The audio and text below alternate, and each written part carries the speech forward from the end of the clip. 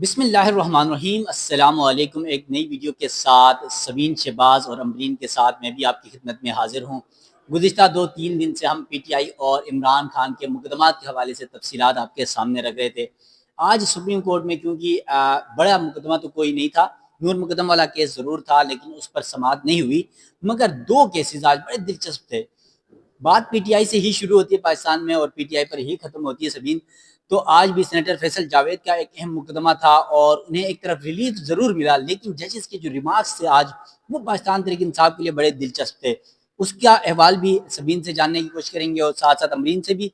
और दूसरा, आज शाहरुख खान की सुप्रीम कोर्ट में एंट्री हुई है और ये शाहरुख खान हैं कौन, इसका आज सुप्रीम कोर्ट में बड़ा चर्चा है। तो उस हवाले से भी तफसीलात जानने की कोशिश करेंगे। सबसे पहले बात शाहरुख खान से ही करते हैं, अमरीन से। अमरीन, इस शाहरुख खान थे कौन और ये क्या मामला था आज के सुप्रीम कोर्ट में? अबरार, मैं क्या बताऊं, ये शाहरुख खान जो है वो नए दौर का शाहरुख खान कह लें। आंखें उसकी ग्रीन थी, ठीक है। मैंने तो उसको जाके देखा। मैं दूसरी दफा जब गई, क्योंकि आज बड़ा इंटरेस्टिंग सीन हुआ है अदालत के अंदर। तो जब जज ने उसे शाहरुख खान का नाम दिया ना, तो मैं मजबूर हो गई कि मैं उसे देखूंगी। यार, ये किस तरह कैसा है शाहरुख खान। वैसे मेरा फेवरेट एक्टर है। जब मैं गई तो मैंने देखा, वैसे बॉडी तो नहीं थी उसकी, बिल्कुल सूखा सा था, लेकिन ये कि आंखें उसकी शाहरुख खान से ज्यादा प्यारी। वैसे वीडियो हम साथ लगा लेंगे, मैंने वीडियो क्लिप बना लिया है। बस वो फिर अबराज जब आपको वीडियो में दिखाएगा ना कि वो शाहरुख खान, तो आप खुद ही फैसला करेंगे कि ये नए दौर का शाहरुख खान है, या वैसे उसको शाहरुख खान इसलिए कहा जा सकता है क्योंकि आपको पता है कि बॉलीवुड में शाहरुख खान ने तकरीबन हर हीरोइन के साथ मूवी की है और तकरीबन सारी ही लोग उसे पसंद करते हैं, लड़कियां खास तौर पे। तो इसको शाहरुख खान कहने की पता है आपको वजह क्या थी? जैसे हाशिम काकर साहब, मुझे तो नहीं पता, 4 शादियां की उस वजह से कहा होगा। नहीं, हाँ बिल्कुल, ये अच्छा उसने 4 शादियां की, लेकिन उसे खुद भी याद नहीं है। जब उसने उससे पूछा ना कि जी आपने कितनी शादियां की हैं, पहले वो उसने पॉज दिया, फिर उसने कहा कि 2, फिर नहीं, उसने कहा 4। इस पर जज ने कहा कि तुमने अपनी शक्ल देखी है और तुम कोई शाहरुख खान हो जिसने 4 शादियां की हैं? और जो उनकी साबिका अहलिया थी, जो कि वीडियो लिंक के जरिए मुखातिब थी, उन्होंने उनसे भी जज ने पूछा कि आपने इसमें ऐसा क्या देखा जी जो आप इस पे फिदा हो गई? तो ये एक कसूर का बेसिकली एक केस था। सजाए मौत का एक मैटर आया था और हमने रैंडम, जब हम लोग बेसिकली किसी और केस के लिए गए थे, लेकिन इससे पहले हम ये रिमार्क सुने तो बड़े इंटरेस्टिंग थे। खैर, कहने का मतलब ये है कि अदालतों में भी इस तरह के इंटरेस्टिंग केसेस जब आते हैं तो थोड़ा सा, रमजान का महीना है, मूड फ्रेश हो जाता असल है। में बदकिस्मती ये है, अमरीन, सबीन और हमारे तमाम व्यूवर्स को, हम सियासी और बड़े मुकदमात की कवरेज कर रहे होते हैं, रिपोर्ट कर रहे होते हैं, हमारा मीडिया भी यही चीज़ें कर रहा होता है, तो हम भी उसी पर आदत हो चुके हैं। लेकिन जब हम कोर्ट में बैठते हैं किसी एक मुकदमे के लिए भी और उस दौरान कोई और केस लग जाता है, तो फिर इस तरह की इंटरेस्टेड स्टोरियाँ सामने आती है और ये मामला सबीन से भी जानते हैं। फिर उसके बाद सेनेटर फैसल जावेद के मुकदमे की तरफ चलते हैं और फिर पीटीआई के हालात के भी का भी थोड़ा सा जायजा लेंगे। सबीन, एक तो ये मुकदमा बेसिक था, क्या क्लियर कट बता दें, ये जो शाहरुख खान वाला, और फिर उसके बाद सेनेटर फैसल जावेद का क्या केस था और जजेस के आज बड़े दिलचस्प रिमार्क्स भी थे।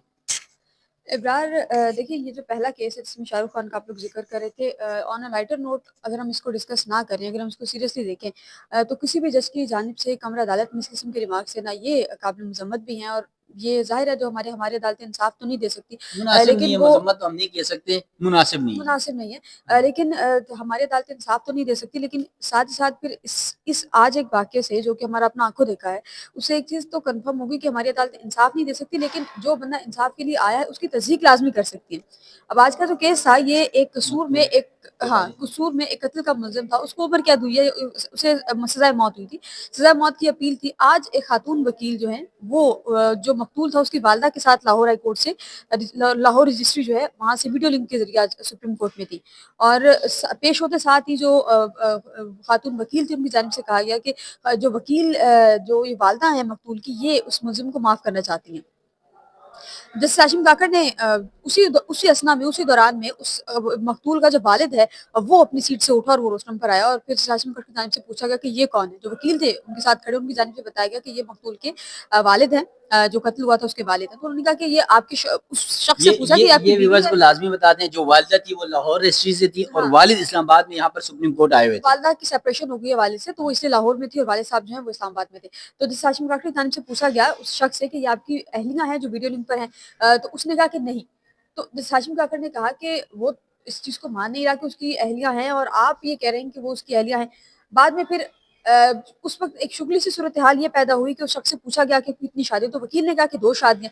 उस शख्स से जैसे हाशिम काकड़ ने पूछा कि आप बताएं आपकी कितनी शादियां, उसने कहा 4 शादियां। वहां पर फिर जैसे हाशिम काकड़ ने रिमार्क्स उन्होंने कहा कि तुमने अपनी शक्ल देखी है, तुम शाहरुख खान हो कि तुमने 4 शादियां कर रखी हैं। उस दौरान में फिर उन्होंने खातून से सवाल किया, उन्होंने कहा कि आपने इस बीबी आपने इस शख्स से किस अदब पे फिदा हुई थी कि आपने जो इससे शादी कर लिया। जैसे अपने उस शख्स का हुलिया जो बता रही हैं। तो बहरहाल अमरीन भी तो आंखों पे फिदा हो गई। अब प्यार अंधा होता है, मोहब्बत अंधी यार होती है। यार सबीना फौरन लव एट फर्स्ट साइट पे चली गई। नहीं लव, अल्लाह माफ करे, नहीं मैंने नहीं कहा लव, वो इब्रार ने आपके ऊपर इल्जाम लगाया, मैंने नहीं, कतई कोई इल्जाम अमरीन नहीं को भी उनकी आगे पसंद आई है, तो अब वो 4 तो करेगा ना, 5वीं का भी वो सोच रहा होगा वैसे बेचारा। यार मैं यहाँ पर एक बात कोट करना चाहूंगी। वैसे मैंने सुना था, आज देख भी लिया, वैसे मैंने सुना था जो कलर्ड आइज वाले लड़के होते हैं ना, उनका मैंने सुना था कि उनकी शादियां भी यानी ज्यादा होती हैं, अफेयर भी ज्यादा होते हैं, लेकिन मैं यकीन नहीं करती थी, पर आज मैंने यह मंजर अपनी आंखों से देख लिया। और आज की इसी केस पे जब माफ करने की बात हुई, इस बात के बाद जब सीरियस नोट पे बात शुरू हुई, तो फिर जब एक दफा फिर खातून वकील ने कहा कि माफ करना चाहती हैं। लड़के का जो वालिद है वो नहीं मान रहा था, उसने कहा कि जो लड़का कत्ल हो चुका उसका वालिद नहीं मान रहा था, उसने कहा कि हम नहीं माफ करेंगे। तो फिर जैसे हाशिम काकड़ ने कहा कि आप राजीनामा ले आए, फिर हम इस मामले को देख लेंगे। जैसे इश्ताक इब्राहिम जो कि उनके साथ बैठे हैं, उन्होंने उस पर रिमार्क्स, उन्होंने कहा कि क्या ये बादशाहत का कोई सीन चल रहा है कि आप लोग राजीनामों पर जो है वो माफी तलाफी और वो सारा कुछ है वो करेंगे। फिर जैसे हाशिम काकड़ ने उस खातून से सवाल किया, उन्होंने कहा कि आप माफ क्यों करना चाहती हैं इनको। तो उस खातून ने कहा कि मैं अल्लाह वास्ते माफ करना चाहती हूँ। तो जैसे हाशिम काकड़ ने कहा कि अल्लाह वास्ते माफ करना तो कुछ नहीं होता। फिर उन्होंने वकील को मुखातिब किया, उन्होंने कहा कि कंफर्म है, चांसेस हैं कि आप लोगों ने इस खातून को प्रेशराइज किया होगा और उसके बाद जो है खातून जाकर माफ करी होगी। तो इस अब कहा है कि अगली समात जो है वो लाहौर डिस्ट्रिक्ट में फिक्स की जाए और उस पर जो है वो फिर आइंदा जो भी समात होगी उस पर फिर राजीनामा अगर हो जाता है तो वो फिर दिखा दिया जाएगा। अगर राजीनामा नहीं होता उस खातून को प्रेशराइज किया जाता है। भी मांगा हुआ है हाँ, अदालत ने। बेफाम उन्होंने कहा कि अगर कोई बेफाम है तो वो आप राजीनामे के साथ जो है वो लगा दें ताकि जो कंफ्यूजन है वो दूर हो जाए। चलें, यकीनन ये तो एक इंटरेस्टिंग स्टोरी थी सुप्रीम कोर्ट में, और मुकदमा था आज सुप्रीम कोर्ट में एक और सेनेटर फैसल जावेद का, जो हमसे छुपाना तो चाह रहे थे, लेकिन मीडिया से कोई चीज़ नहीं छुपती। मैं छुपाना चाहूँगा, दूसरा रिपोर्ट कर लेगा, दूसरा छुपाने की कोशिश करेगा, तीसरा रिपोर्ट कर लेगा, तो बात नहीं छुपती। और ओपन कोर्ट का केस था सबीन, सेनेटर फैसल जावेद समेत पीटीआई के 7 जो है रहनुमाओं का ये केस है, और दरख्वास्त यहाँ पर सिर्फ फैसल जावेद की थी। वो चेहरा भी आज उनका थोड़ा सा बुझा बुझा सा मुझे लगा।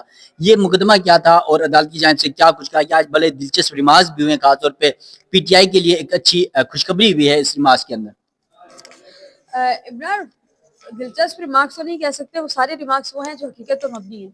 सेनेटर फैसल जावेद साहब, लेकिन आज एक चीज़ कंफर्म होगी कि हर बंदे को अपनी सीट की टेंशन है। जब ये मैं नाज़रीन को बता रही हूँ, गो कि हमने पहले डिसाइड किया था कि नहीं बताएंगे, जब बाहर निकले तो फैसल जावेद साहब से सवाल हुआ कि हम ये केस रिपोर्ट कर लें, तो उन्होंने कहा कि नहीं, मैंने बड़ी मुश्किल से केस लगवाया है। हमें पता है कि सुप्रीम कोर्ट में साल केसेस नहीं लगते, लेकिन सेनेटर्स के MNAs के जो अवामी नुमाइंदगान हैं उनके भी केसेस नहीं लगते, ये हमें आज पता चला। तो बहरहाल आज जब केस का फैसल जावेद साहब पर एक केस बना था 2025 में, उसकी आज समाअत थी और कुछ दफात हैं जिनमें 302 है, 315 है, 109, 108 और दीगर दफात हैं। तोड़ फोड़ है, जलाओ घेराव है, सरकारी अफसरान को धमकियां देने का है, ये इस तरह के मुकदमा हैं। हाँ, बेसिकली अदालती दायर इख्तियार को चैलेंज करने का केस है, तो उसमें मुख्तलिफ चीज़ें जो है वो आती है। फैसल जावेद साहब आज उसमें आए हैं और आज जज हाशिम काकड़ ने इस केस में ये रिमार्क्स दिए। पहले तो ट्रायल कोर्ट को भेजा है कि ट्रायल कोर्ट उस पर मुनासिब जो हुक्म है वो करे, और जो है वो एक ही समाअत नंबर एक ट्रायल कोर्ट जो है जल्द से जल्द इस केस को निपटाए। लेकिन जैसे हाशिम काकड़ की जानिब से रिमार्क्स देगा, उन्होंने कहा कि जेल जो है ये तो जिसको लीडर बनाना हो उसको जेल में भेज दें। अब यहाँ पर वो फैसल जावेद को बता रहे हैं, लेकिन वो मेरा जहाँ तक जाती ख्याल है इमरान खान को पॉइंट आउट कर रहे हैं कि जिसको लीडर बनाना है उसको आप जेल में भेज दें। फिर उन्होंने इमरान खान जेल में जाने से पहले भी लीडर था, ऐसी बात नहीं है। बड़ा लीडर तो जेल में जाने के बाद ही बना है ना, वो उन्होंने हाँ जेल काटनी पड़ती है। हाशिम काकड़ साहब ने कहा कि जिसको बड़ा लीडर बनाना हो। हाशिम काकड़ साहब से मुझे याद है, वो भी 3 रुकनी बेंच था और हम भी 3 रुकनी थे। हाशिम काकड़ साहब ने कहा था कि ये मेरे जो इर्द गिर्द बैठे हुए या मेरे दाएं बाएं बैठे हुए ये भी जेलों में गए। मेरे मुंह की बात छीने में इसी साइड पे आ रही है। फिर उन्होंने उसके बाद उन्होंने फिर दूसरा जुमला कहा, उन्होंने कहा कि मेरे लेफ्ट और दाएं बाएं जो बैठे हैं, लेफ्ट और राइट बैठा है, ये अमरीन और अब्रार की बात नहीं हो रही, ये जैसे हाशिम काकड़ की लेफ्ट और राइट पर बैठे, जैसे सलाउद्दीन पनवर राइट साइड पर, जैसे जस्टिस अलाउद्दीन पनवर और लेफ्ट साइड पर जस्टिस इश्ताक इब्राहिम, दोनों की बात हुई। उन्होंने कहा कि जो मेरे लेफ्ट साइड बैठे हैं ये दोनों भी जेलें काट कर आए हैं, तो जिसको लीडर बनाना हो उसको जो है वो जेल भेज देना चाहिए, और जेल जो है ये सियासतदानों के लिए बड़ी जबरदस्त चीज है।